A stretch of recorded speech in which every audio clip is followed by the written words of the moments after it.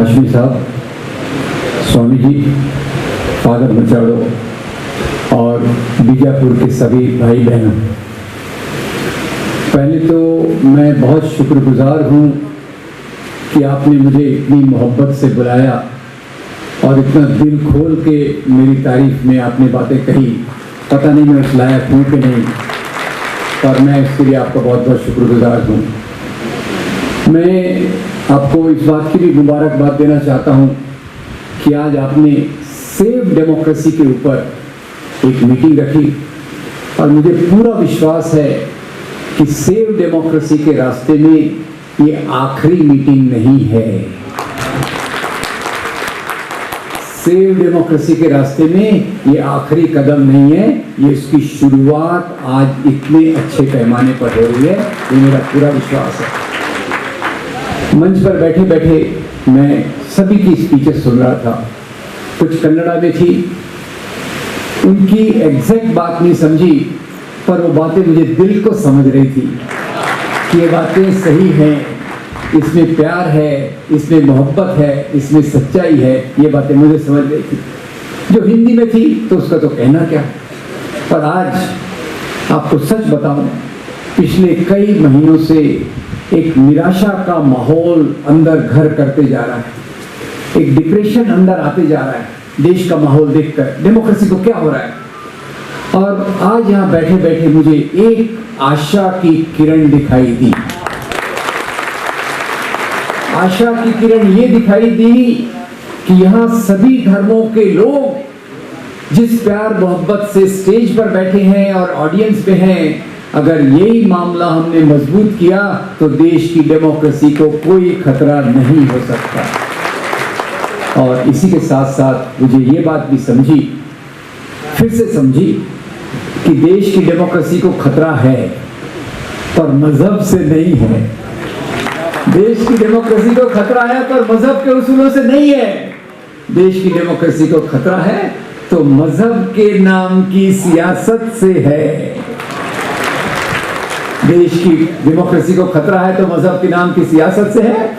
और हाशमी साहब ने कितनी सुंदरता से बनाया, एक तरफ गांधी जी को खड़ा किया और दूसरी तरफ गोडसे को खड़ा किया। गांधी अपने समय के महानतम हिंदू, याद रखिए मेरा मूल्यांकन, अपने समय का कोई सबसे बड़ा हिंदू था तो वो था मोहनदास करमचंद गांधी, और उन्हीं की हत्या करने वाले ने हिंदू धर्म की राजनीति के नाम पर उनकी हत्या की। यही हमारे सामने आज एक बहुत बड़ा सवाल है, हमारी डेमोक्रेसी के सामने और हमारे समाज के सामने। और आपको मैं एक और मुबारकबाद फिर से देना चाहता हूं कि ये डेमोक्रेसी बचाने का रास्ता तो आपने अपने बैनर पे लिख दिया है, और वो है कॉन्स्टिट्यूशन ऑफ इंडिया। अगर कॉन्स्टिट्यूशन ऑफ इंडिया को फॉलो किया, उसको बचाने की कोशिश की, उसके रास्ते पर चले, तो हमारे डेमोक्रेसी को कोई गोडसे और गोडसे के विचारों वाले खत्म नहीं कर सकते। बहुत सारी चीजें हैं भारतीय कॉन्स्टिट्यूशन में, मैं कोई वकील नहीं हूं, और उसमें मैं एक पहला वाक्य याद रखता हूं, we the people of India. People of India, we the Hindus नहीं, वी द मुस्लिम्स नहीं, वी द क्रिश्चियंस नहीं, we the people of India, जिसमें आप भी हैं, मैं भी हैं, तीसरा व्यक्ति भी है, चौथा व्यक्ति भी है, जिसमें पुरुष भी हैं और स्त्रियां भी हैं। भूलिएगा मत कि हमारे खवातीन और पुरुष बराबरी के धरातल पर इस देश के नागरिक हैं। तो खैर ये एक प्रस्तावना है। तो पिछले निराशा का कारण क्या है? निराशा के बहुत सारे कारण हैं। निराशा के कारण खास तौर से उत्तर भारत में बहुत सारी चीजें हुई।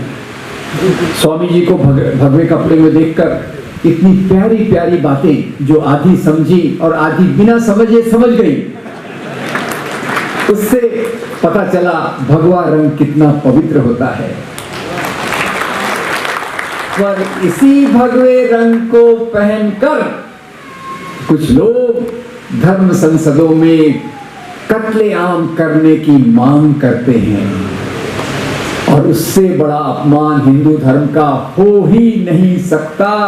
कोई भगवे कपड़े पहने और दूसरे लोगों के कत्लेआम की बात करे, ये हिंदू धर्म के वसुधैव कुटुंबकम के सिद्धांतों के खिलाफ है। मैं हिंदू धर्म का भी एक्सपर्ट नहीं हूं। कई बार ऐसा होता है ना, हर फन मौला आता कुछ नहीं है पर सब कुछ पे बोलता हूं। वही मेरा हाल है। हिंदू धर्म का इतना मैंने सीख लिया, वसुधैव कुटुंबकम, गांधी जी का जीवन देख लिया, गांधी जी के जीवन के साथ साथ तो आज जो खतरे हैं उस पर मैं आना चाहता हूं। पहले एक बात फिर से मैं क्लियर कर देना चाहता हूं कि देश को मजहब से, मजहब के उसूलों से कोई खतरा नहीं है। उसके लिए मैं दो आपको बड़े उदाहरण देना चाहता हूं, दो बड़े उदाहरण, और उसमें मैं थोड़ा एक रोल प्ले करूंगा, अंग्रेजी का role play. I hope you understand role play. मैं एक थोड़ी देर के लिए पत्रकार, जर्नलिस्ट बन जाता हूं और जर्नलिस्ट बन के मैं H.G. वेल्स की टाइम मशीन के सहारे दो महापुरुषों के इंटरव्यू लेता हूं। और पहले व्यक्ति जिसका मैं इंटरव्यू लेता हूं उनका नाम है मोहनदास करमचंद गांधी। गांधी जी को मैं पूछता हूं, बापू आप तो इतने महान हिंदू हो, आप हिंदू राष्ट्र की बात क्यों नहीं करते? तो बापू मुझे कहते हैं, बेटा मैं एक हिंदू हूं, एक सनातनी हिंदू हूं, अपने धर्म के लिए अपनी जान तक दे सकता हूं। वाक्य बाकी है, बीच में रुक गया। आज धर्म के नाम पर, धर्म के लिए लोग जान दे रहे हैं या धर्म के नाम पर लोग जान ले रहे हैं? ले रहे हैं। पर बापू कहते हैं मैं अपने धर्म के उसूलों के लिए अपनी जान तक दे सकता हूं, पर वो मेरा निजी मामला है। जहां तक उस राज्य का सवाल है जिसके बनाने के लिए मैं काम कर रहा हूं, संघर्ष कर रहा हूं, वो राज्य ना आपके धर्म के उसूलों से ना मेरे धर्म के उसूलों से चलेगा। राज्य का काम होगा लोगों के रोटी, कपड़ा, मकान, बिजली, सड़क, पानी, शिक्षा, स्वास्थ्य, नौकरी और मानव अधिकारों का ख्याल रखे। ये महात्मा गांधी मुझे सिखाते हैं।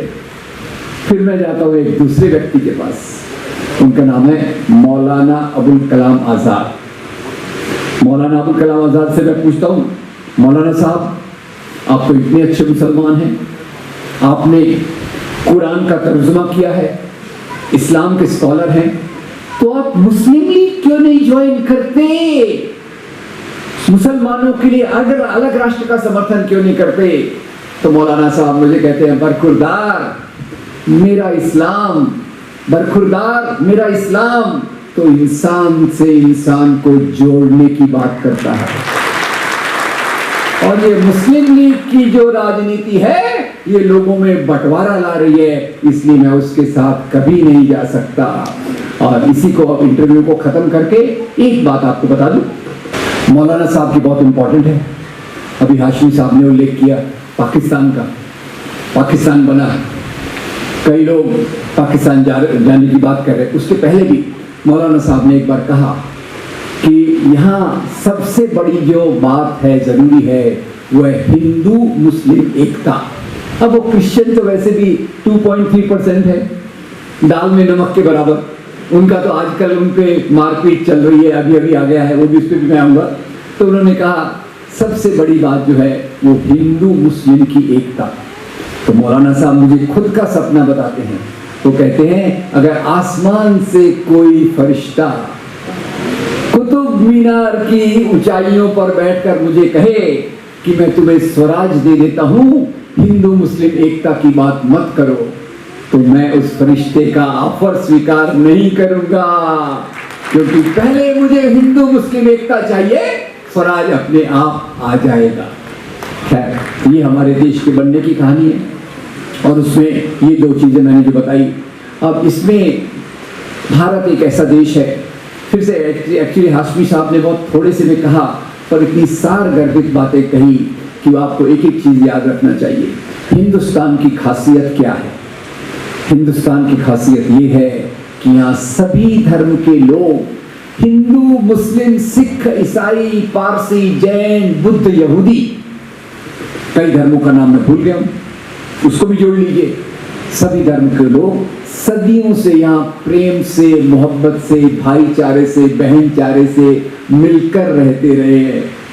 आजकल हमको जो इतिहास बताया जाता है, अब यहाँ लगे आप थोड़ा सा खुद का भी बता दूं कि बेसिकली मैं इतिहासकार नहीं हूँ, हिस्टोरियन उसको कहते हैं जिसने हिस्ट्री को रिसर्च किया हो। मैं हिस्ट्री का स्टूडेंट हूँ, हिस्ट्री को मैं पढ़ने की कोशिश करता हूँ, बात सही है। खैर, अब भारत का जब मैं इतिहास देखता हूँ तो सभी धर्म मौजूद हैं और सदियों से मौजूद हैं, पर आज हमको ऐसे बताया जाता है कि कुछ धर्म विदेशी धर्म हैं, खास तौर से इस्लाम और क्रिश्चियनिटी, ये कहा जाता है कि ये विदेशी धर्म है।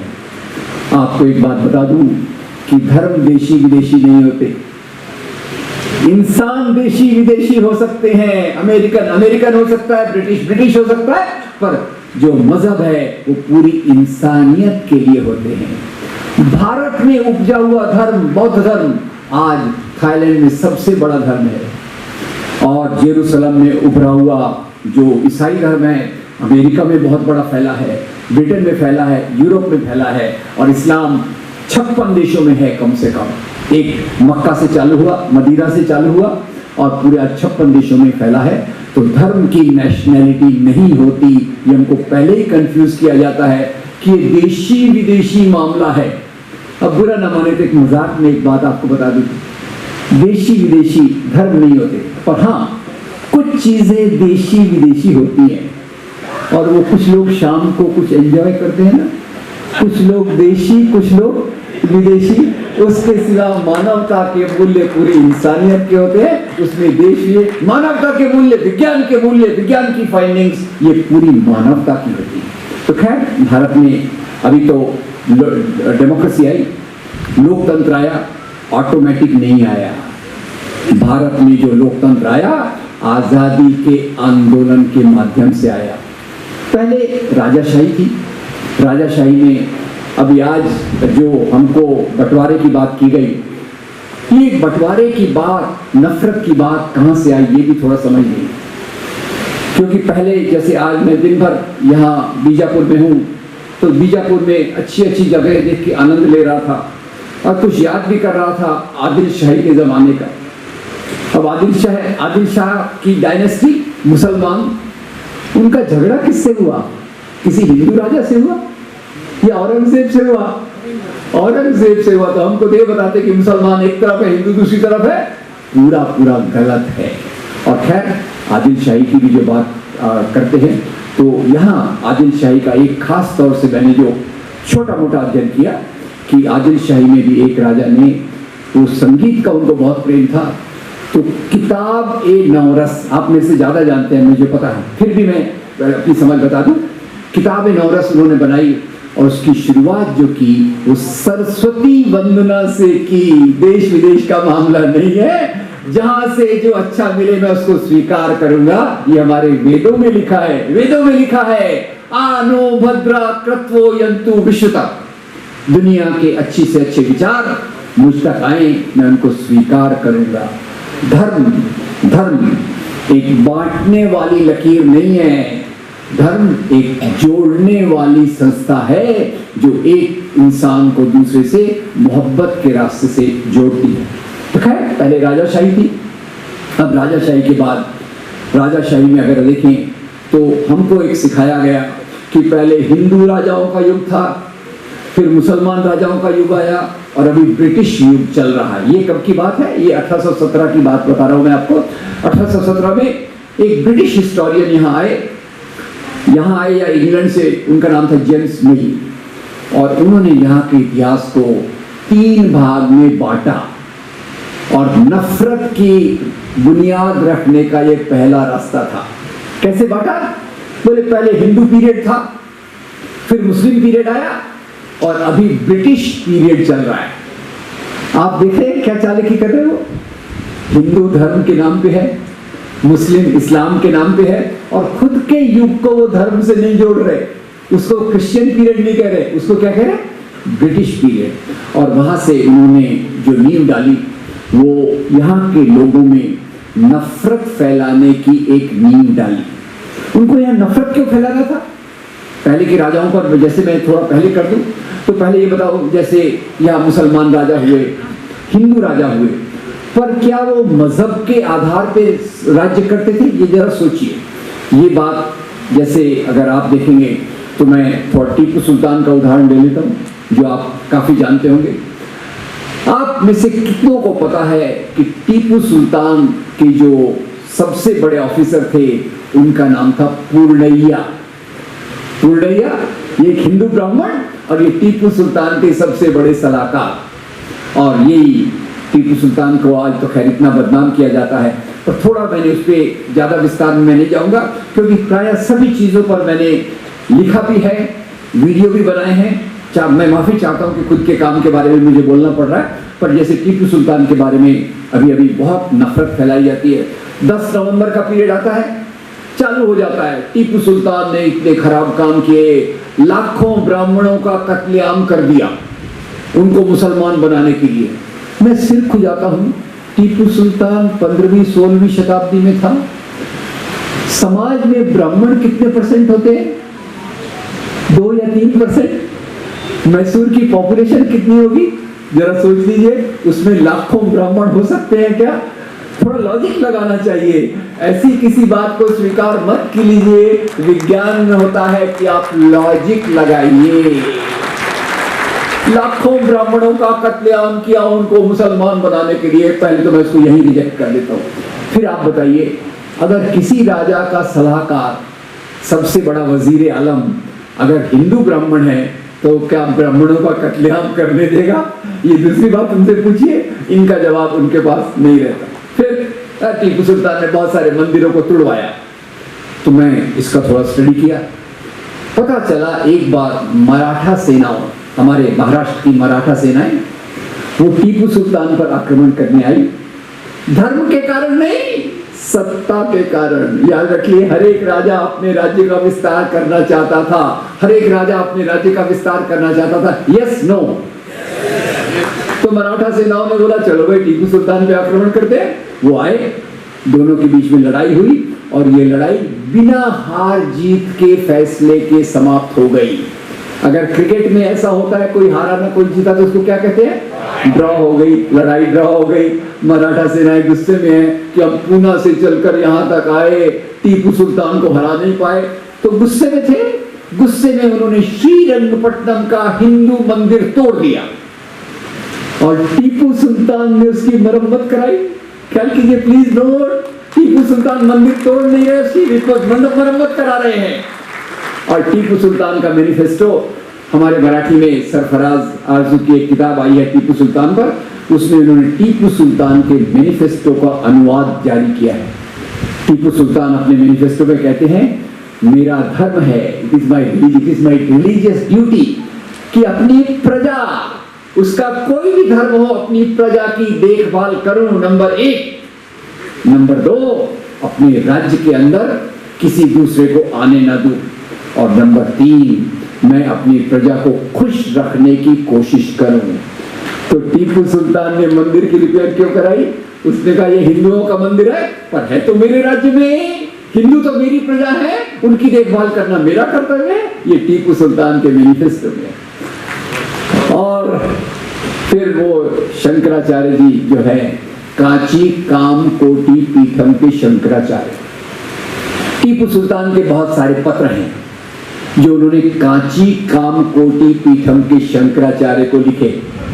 और उसको कैसे संबोधन करते हैं टीपू सुल्तान शंकराचार्य जी को कैसे संबोधित करते हैं? उनको जगत गुरु कहते हैं। जगत गुरु, मैं इस अभियान पर जा रहा हूं, आपका आशीर्वाद चाहिए। और यही टीपू सुल्तान ने कांची कामकोटि पीठम को बहुत बड़ा बड़ा दान दिया। मेरे ख्याल से उसका कॉपर क्लॉक आज भी उस पीठ पे लगा हुआ है। तो टीपू सुल्तान की बात हो गई। फिर एक दूसरे मुसलमान राजा पे आता हूं, जिसको भारत में सबसे ज्यादा नफरत की जाती है। पहचान लिया आपने कौन? औरंगजेब। Very good. अब मैं एक मजे की बात बताता हूं। एक बार मैं पाकिस्तान जाने का मुझे अवसर मिला लेक्चर्स के लिए। तो जैसे मैंने आपसे पूछा यहाँ सबसे खराब खतरनाक हिंदू विरोधी राजा कौन है, तो तुरंत जवाब आ जाता है औरंगजेब। पाकिस्तान में मैंने सवाल को उल्टा कर दिया। मैंने कहा बताइए, इस क्षेत्र में होने वाला सबसे अच्छा, सबसे महान, सबसे धार्मिक राजा कौन था? क्या जवाब था? औरंगजेब। एक ही राजा देखने के दो तरीके। खैर, अब उसी के नाम पे अभी वो काशी कॉरिडोर बनाया गया और वहाँ काशी का जो मंदिर था उसको औरंगजेब ने तोड़वाया था। मंदिर तोड़ने पे मैं आ रहा हूँ, उसको तोड़वाया था, ये बात सच है। अब क्यों तोड़वाया था ये बात मैं आपको यहाँ नहीं कहूँगा, कहीं कहीं मैंने उसका उल्लेख किया। पर औरंगजेब ने जहाँ काशी विश्वनाथ का मंदिर तोड़वाया था वहीं उसने कई मंदिरों को दान भी दिया। आपको कुछ कंफ्यूजन हो रहा है कि नहीं? एक जगह मंदिर तोड़ रहा है, 90-100 मंदिरों को दान दे रहा है। मेरी मेमोरी अच्छी नहीं है पर 3-4 मंदिरों के नाम बता दूं। आसाम में कामाख्या देवी का मंदिर, मध्य प्रदेश में उज्जैन में महाकाल का मंदिर, उत्तर प्रदेश में भगवान श्री कृष्ण का मंदिर वृंदावन में औरंगजेब ने उसको दान भी दिया। तो ये धर्म का मामला है कोई और मामला है, ये आपको सोचना चाहिए। और इसी औरंगजेब ने, बुरा मत मानिएगा यहाँ क्योंकि मुस्लिम मेजॉरिटी में, एक बार गोलकुंडा में एक मस्जिद को भी तोड़वाया। मैं पूरी बात बताना चाहता हूँ, अगर चित्र को पूरा देखें तो ही हम निष्कर्ष निकाल सकते हैं। अगर आप चित्र के एक भाग को देखें तो आपके दिमाग में प्रिजुडिस, बायस, पूर्वाग्रह और गलत कल्पना आ सकती है। एक जगह मंदिर को तोड़वा रहा है, दूसरी जगह मंदिरों को दान दे रहा है, तीसरी जगह एक मस्जिद को तोड़वा रहा है। अब मस्जिद तोड़वाने की बात औरंगजेब की बड़ी मजेदार है। क्या हुआ? एक बार गोलकुंडा के नवाब तानाशाह ने 3 साल तक औरंगजेब को लगान नहीं दिया। लगाने नहीं?